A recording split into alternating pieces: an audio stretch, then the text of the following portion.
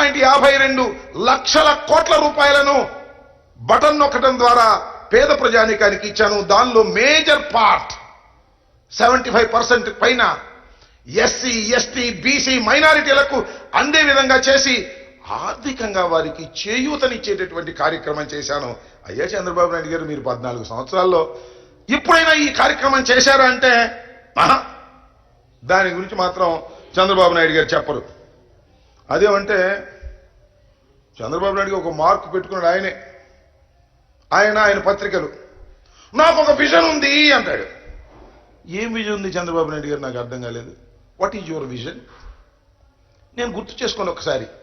చంద్రబాబు నాయుడు గారు 53 రోజులు జైల్లో ఉన్నాడు, జ్యుడిషియల్ రిమాండ్లో ఉన్నాడు. కేసులో పట్టుబడి ప్రాథమిక సాక్ష్యాధారాలన్నీ ఉన్న తర్వాత న్యాయస్థానాలు వారిని రాజమండ్రి సెంట్రల్ జైలుకి పంపితే 53 రోజులు ఉన్నాడు. 53 రోజులు ఉన్నటువంటి చంద్రబాబు నాయుడు గారు ఏం చెప్పుకుంటూ వచ్చాడు అంటే ఆయన పత్రికలు, ఆయన బంధువులు, చంద్రబాబు నాయుడు గారు ఆరోగ్యం బాగోలేదు, ఒళ్ళంతా ఏదో భయంకరమైనటువంటి పరిస్థితి వచ్చేసింది, ఆయనకు అసలు గుండె జబ్బు ఉంది, ఇలా అయితే ఆయన ఎక్కువ కాలం నెట్టలేడు, 52 రోజులు అయిపోయింది, ఆయన తిరిగి వస్తాడా రాడా, ఆయన ఆరోగ్యం పూర్తిగా దెబ్బతిరిపోయింది, చివరికి ఆయనకి ప్రాణాపాయం ఉంది అని చెప్పేసి పెద్ద పెద్ద హెడ్డింగ్లు పెట్టి రాశాడు. బయటకు వచ్చాడు. ఏమండి ప్రాణాపాయం ఉంది ఆయనకి? ఏంటి ఆయన విజను? లోపలుంటే ఏడుపులు పెడబొబ్బలు, బయటికి వస్తే అరుపులు కేకలు. ఇందులో ఏమనుందా? ఆపరేషన్ అని ఆపరేషన్ కోసం వచ్చాడు, ఆపరేషన్ చేయించుకోండి, మళ్ళీ హాస్పిటల్కి వెళ్ళలేదు. అది వేరే విషయం అనుకోండి. అంటే ఏమిటి దాని అర్థం? చంద్రబాబు నాయుడు గారి విజన్ ఏమిటాయంటే అందితే జుట్టు, అందకపోతే కాళ్ళు. దట్ ఈజ్ చంద్రబాబు నాయుడు గారి విజన్ అని మనం చేస్తున్నా. అలాంటి విజన్ని చంద్రబాబు నాయుడు గారు ఈ రోజున చేశారు. ఇలాంటి విజన్ చేసినటువంటి చంద్రబాబు నాయుడు గారు ఇవాళ రకరకాలుగా చెప్తాడు. ఇంకొక విజన్ ఉంది ఆయన దగ్గర. ఎన్నికలకు ముందు మేనిఫెస్టో రిలీజ్ చేసే విజన్, దస్తాలు మేనిఫెస్టో రిలీజ్ చేస్తాడు, లేనిపోని అన్నీ చెప్తాడు, దానిలో పొందుపరుస్తాడు.